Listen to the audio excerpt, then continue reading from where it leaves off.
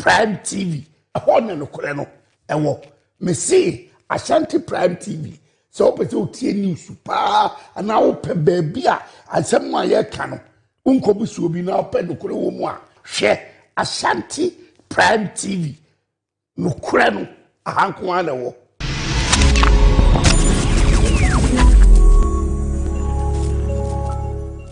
Asante eyo mine ne sentina Ashanti Prime TV ediju media waso sonko bi eba so ne ato ne din say Spotlight Hub any trending issue eyo me mosomfo Genial Diamond and am diju media eba somo ejada bia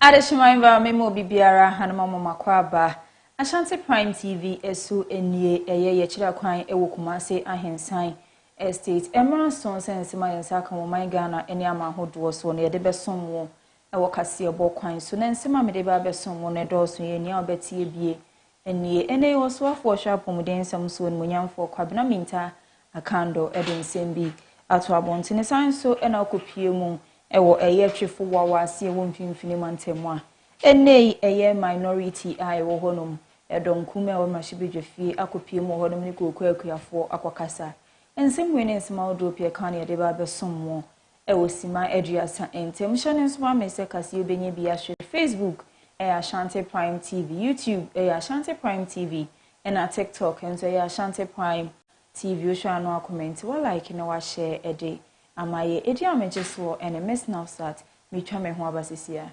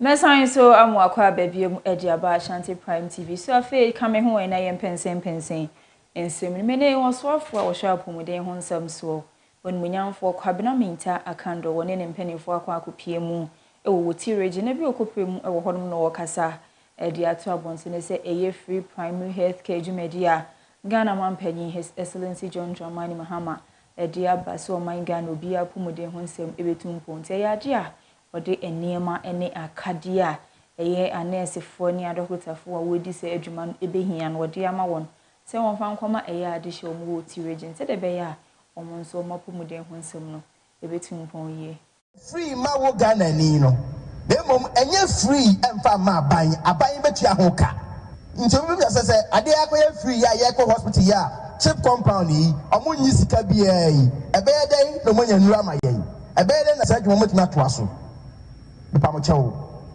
Abai wa husika.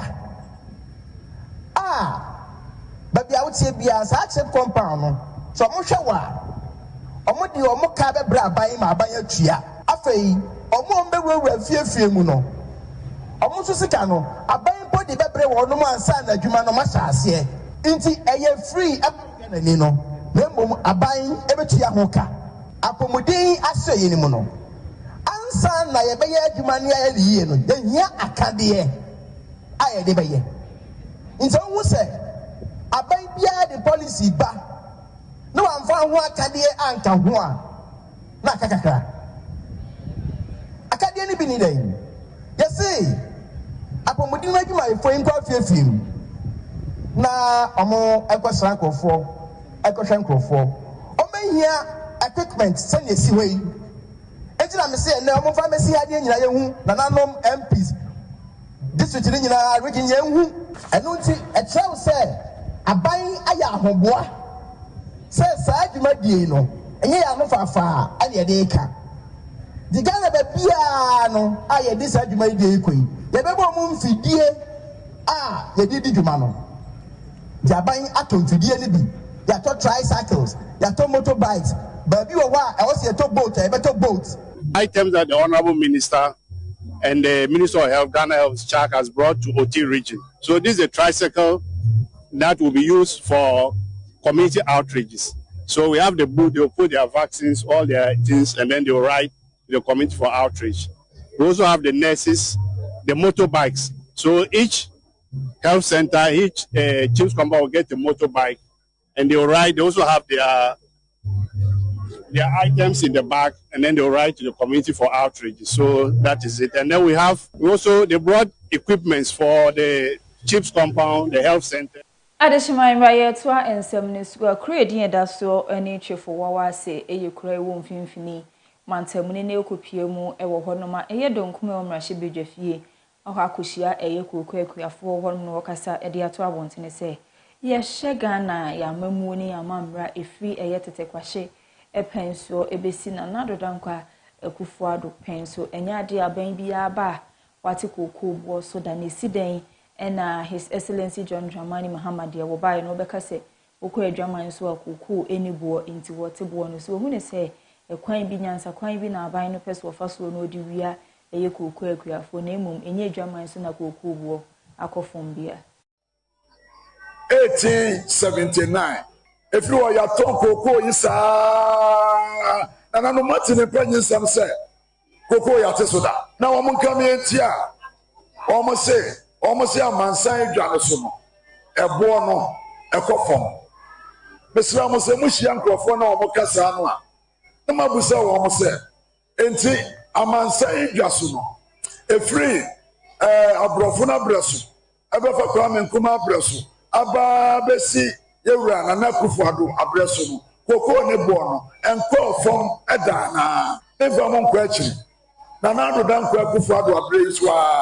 Obara na koko amansan dwaso na ye $3,000 obetina konya no so na ti hwim eba 1,800 ana no mo te kokos kede ye ba eboa ye de amamo no ye nte so da na me omo te so anka pepe no aka omo te so anka na dai enti ye de ye ba eboa ye de amamo no na nimu na beko aban we e de ni sakeka ekuafo ano e kokko ekuafo mo hu se ekuafo ye nkofo a yentimi ye demonstration yentimi ko strike enti waboy ko no ankasa nyansa ko no pa na ben waboy Toboy kokko kwafu ani abre mama me ani abre no wonder indeed ade waka me ate say e gita short memory NDC ni pa pure me ne me ma ye na makoma ko 8 me na na kan ye 8 ye NDC for ke adwuma ya ni ya be fim sabre ye ni onom MPP for so ka so betia 60 million. No more 31 million. No more CC. Ye campaign.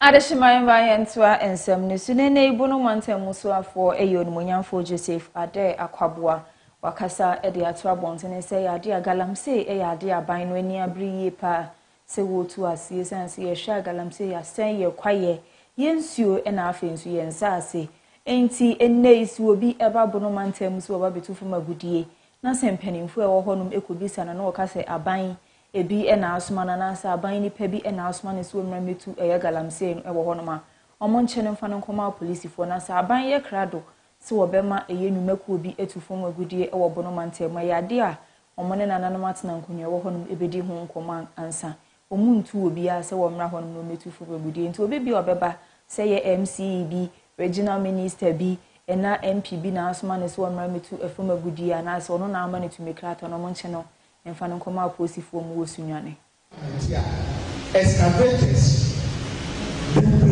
and machia excavators the nana da mo ba sunwan mu mura ba bi amete no wo ba kasa meton excavators ewo ho ni nyina ye garamse operations ya meye enti nana so bi ba amomaso na osi galamse na obeye na DC enu bi regional minister enu bi ana MP mu bi amoma police for nche no obi ba no be use regional minister din use DC din use MP din so the beye galamse a illegal mining mama police for nche no na mo fa no mbra suman mamu fa no ko bi police for nche mo mama so tia ye mama ye de na aba suman na wo se ye de na fa mrakan so a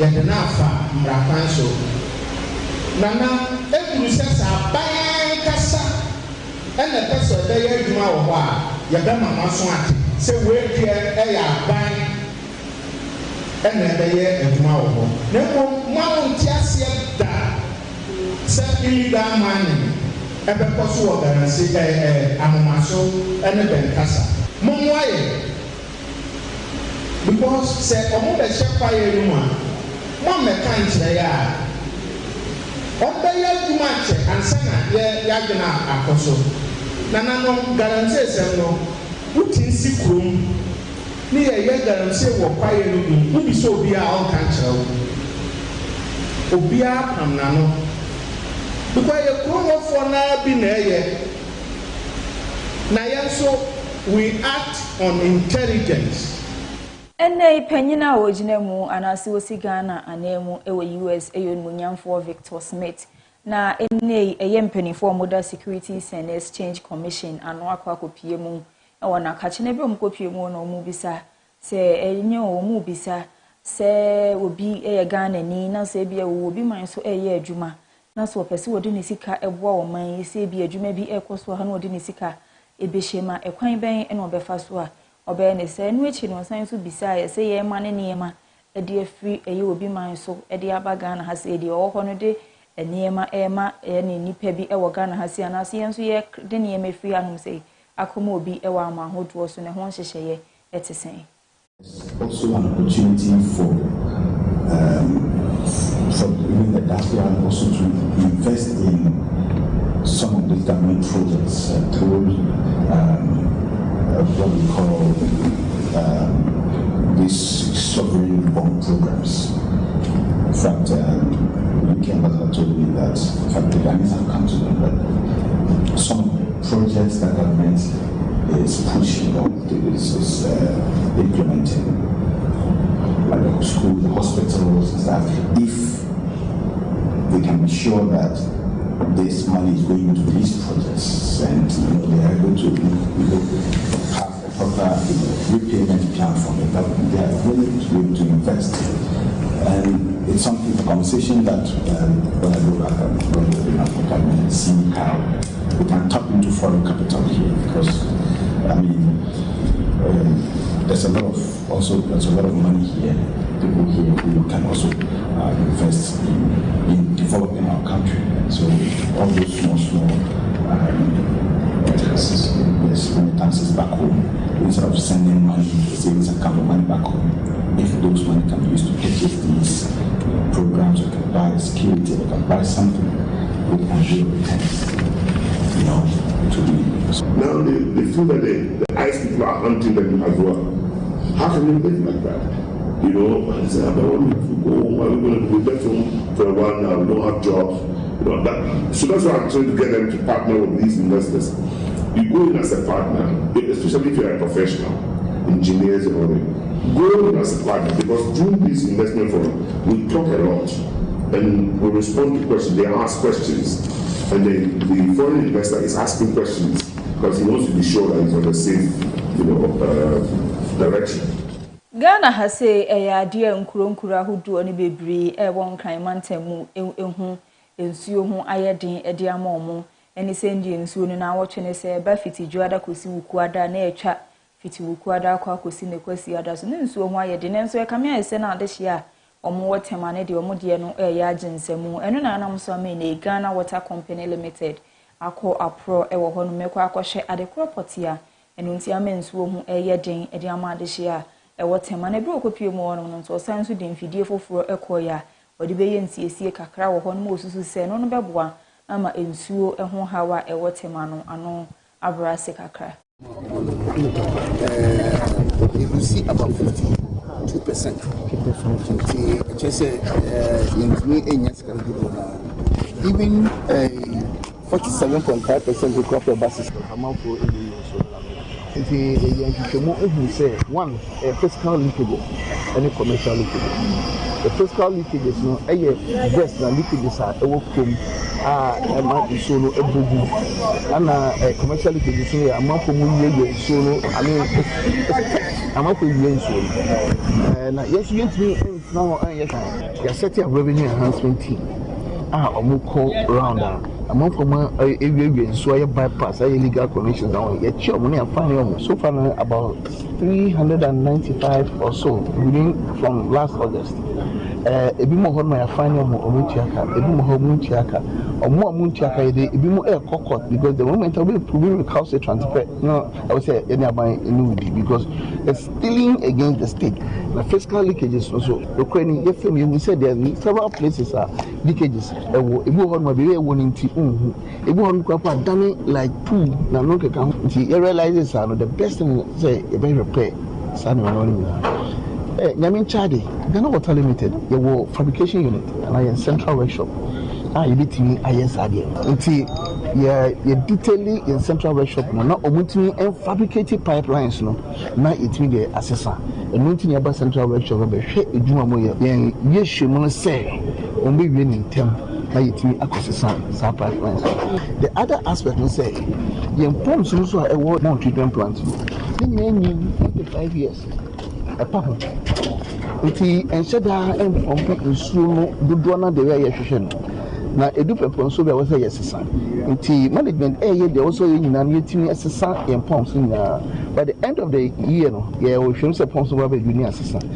Last 2 weeks, I read in the news where we're told that Ghana Water Limited is drifting from its core mandate.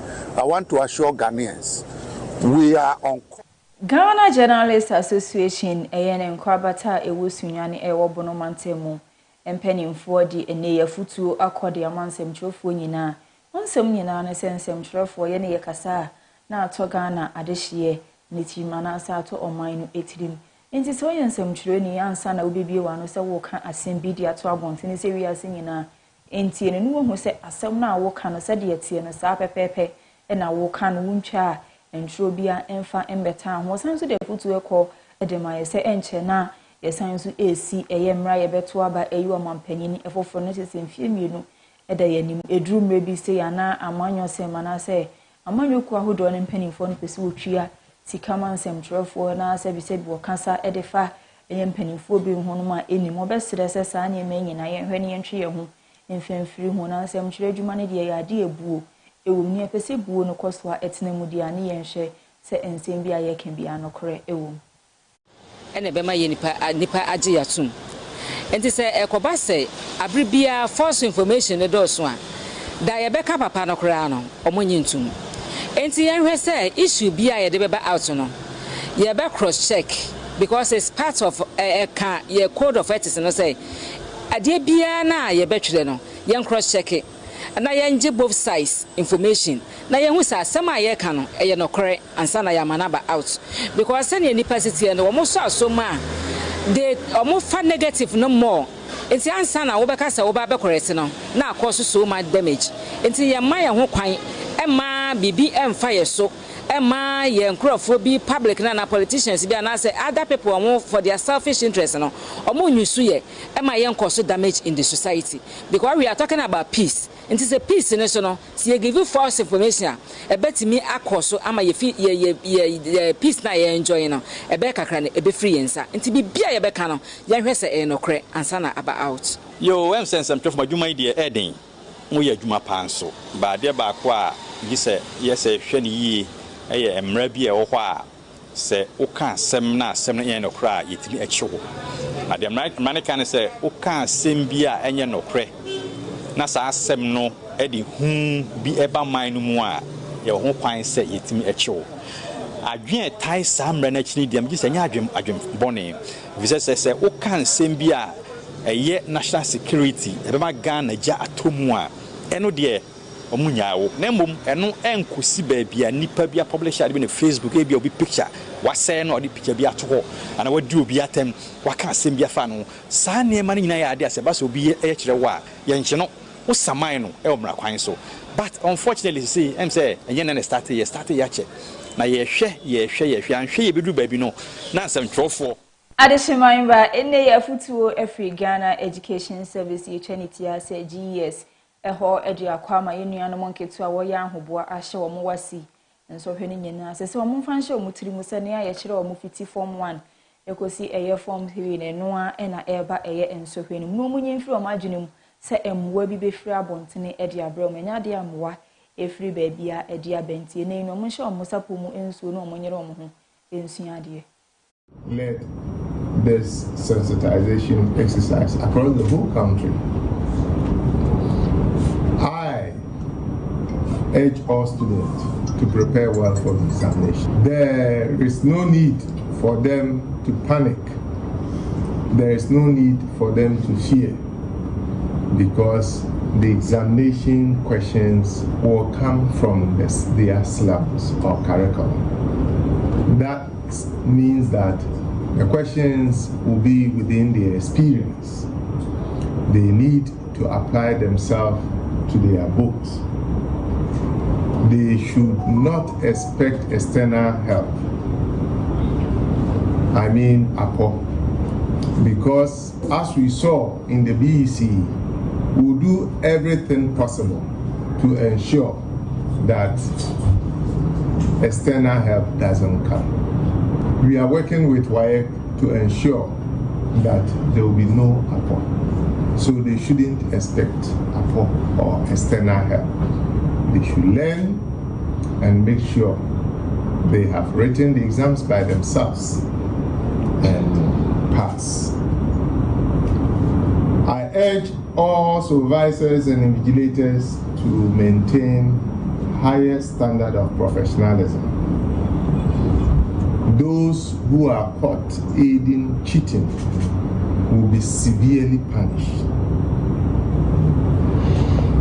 Ene ayadia AI ayajiria sinyina abosu bibia AI etumi eye ero na nam so ema Ghana mampanyi His Excellency John Dramani Mahama esi gina ese obeboa na Ghana emabunu a opesi wosua eye ICT teacher eni coding no wape biaye amomo agesa entity no eno na nam so amele osoafo hwe yenkita hodie ho nsam so onumonyamfo Sam eye Nati George eye akwakobie eye coding learning center ibi ediama Ghana adehye mabunu ne nyina.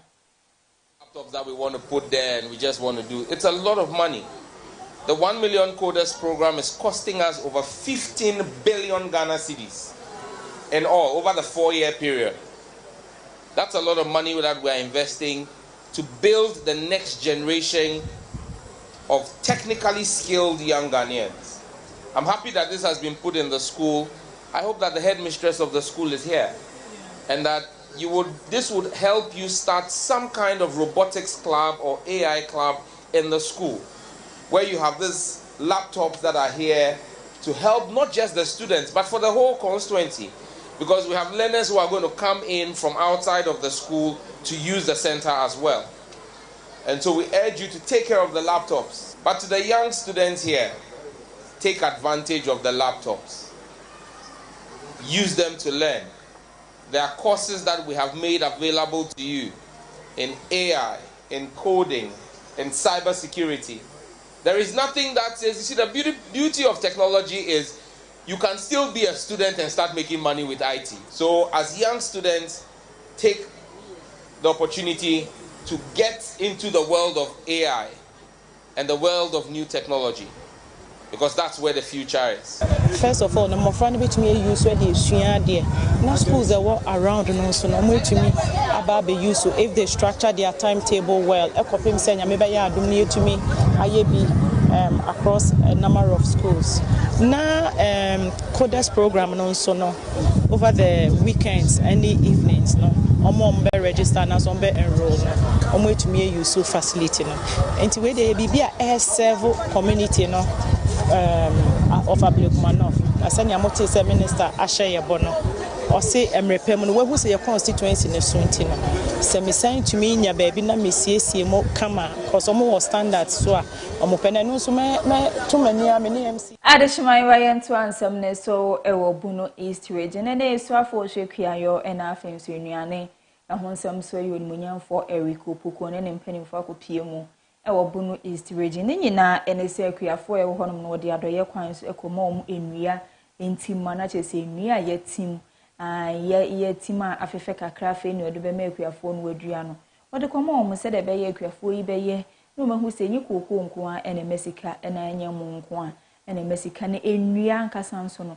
ene mesika no san so kasa ereto abonte se enua no wotim na se eyini na eyeyi a omutwa sika ombenya bia eyomoa adia aye $7 million ene de share sa adwumade mu na mbota ne se $7 million edikai yetimi ye ni yie dia ene ombesa discard do asan be ye dey abeka ho na no dwumade ani so pa ne se ye nyina ye twa ye ni hwe ye chi a emfie bia atwa mu no se wudun kransa ha ba bia fa befa bia no na enua fefefe wotra bia na se kran framanti na woda enne obagana yenua ni nyina ekọ ama esre na efa yasase no ene o se san ya chi na yesan dua enua no bio ende yebese dua enua a ede mfaso okese ebebre yen ye the seedlings no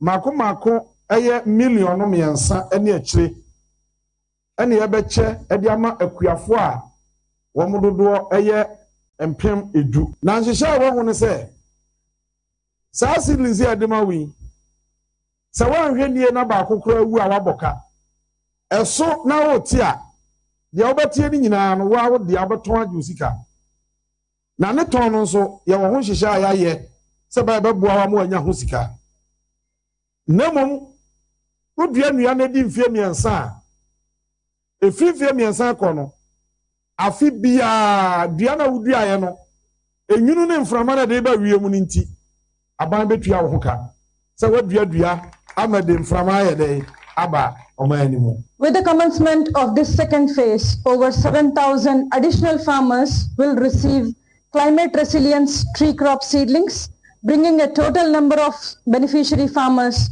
reached under this program to approximately 10,000 farmers till date. Ghana Civil Aviation Authority enyamfinshia eduana imechere 40 years no ojina so ehye hu efa na adwumadi na se na mpanimfo awoda eye adwumekoya no ekasa ede ato abontene se mfinshia eduana ade omaye adwuma pa ede boa Ghana adehye na adwumekoya omudwumadie pa ene se omo ene hwe ewiem bobre nsakireye ehonsam so se ene ewiemhyen betumi atu ana se ewiemhyen ntumi entunu oche mu ka se omabo mo homodin eye mfinshia eduana ya etwemina nei de omaye krado so mo se be ye adwuma pa de asom Ghana na chese mfinshia eduana a etwem adwuma omo ye no mo ba be ye no mo ho eye mfia eda ye ne mu oya 40 years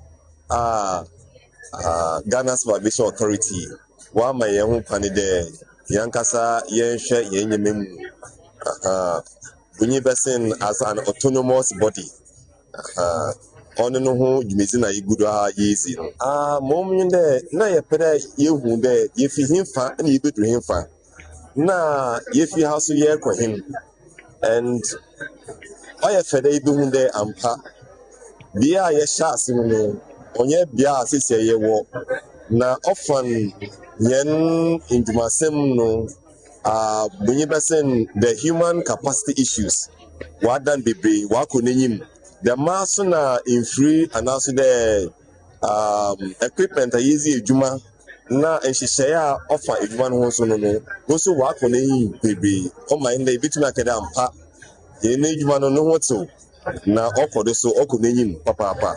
The aviation Stroman regulations are also passed. You need the government to be part of us. And also we have the support. They need the support, financial and so forth. especially when it comes to, we are doing aviation, but we don't have any airline doing anything. That's one aspect that pains me, because here we are doing about 3 million passengers, and there's no airline participating. And if you take, say, if every passenger is paying about $1,000, you multiply by 3 million, you're talking about 3 point something billion, which is going out of the country. And that money should stay here. In most areas, you find that the national airline or national designated airlines will do about 50% of the flying, bringing the passenger in. So these are areas I think we should hurry up and make sure we have some viable, very efficient airline company to participate in the increase that we have. Okay, tourists are enjoying coming to Accra because of the peaceful nature of our Ghanaians, the hospitality and so forth. This is an asset that we should be able to chase it and have some for ourselves. I said, Omo Euro Omo. Na Omo ma share yet to say, yeah, it become for no a year no. Because the public will also have to build that confidence about air travel. It is a nyoma anko year. Affect the development of air travel. It is staff from the some more money now. There's some yebia on there, obey all the rules and regulations.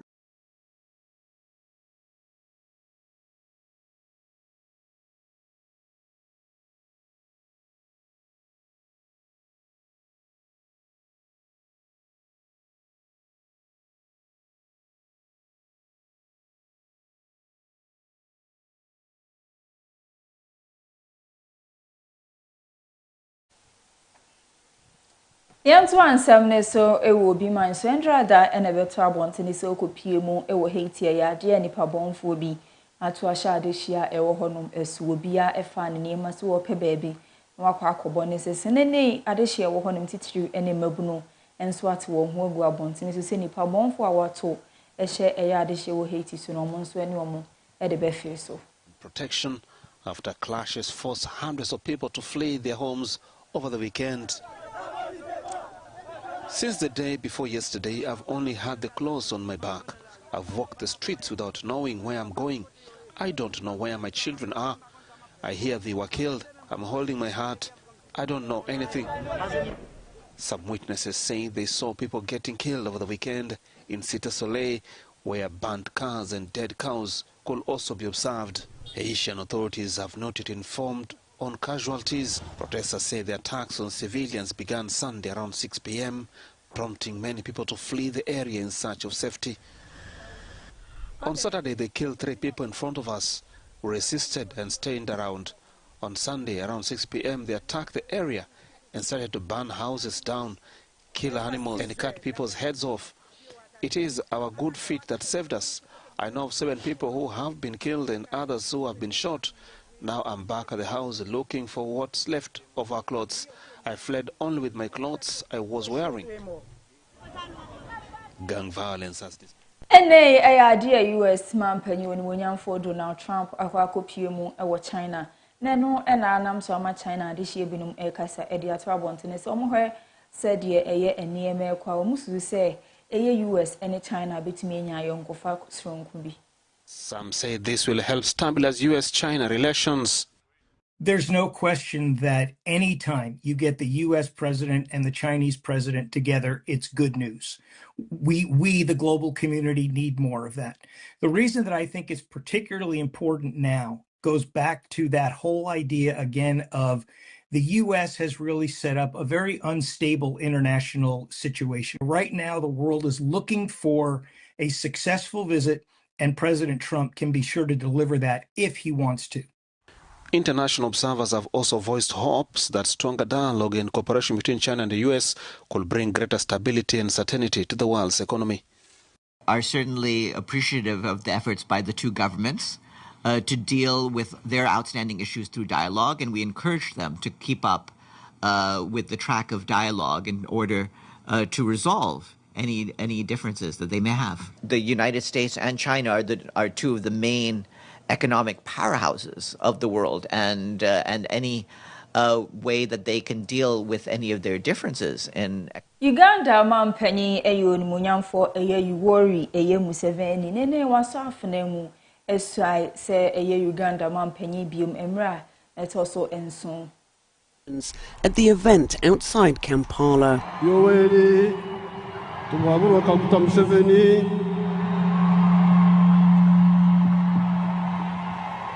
swear in the name of the Almighty God that I will be faithful and bear true allegiance to the Republic of Uganda. The 81-year-old won January's election with 72% of the vote, according to official results. But opposition leader Bobby Wine, who's since fled the country, denounced the poll.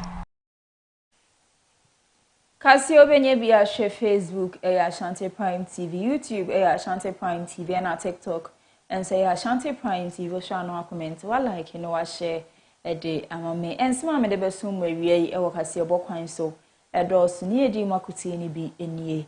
Ene won munyamfo Sam Nate George Communications Minister edan Coders Learning Center edi Ghana.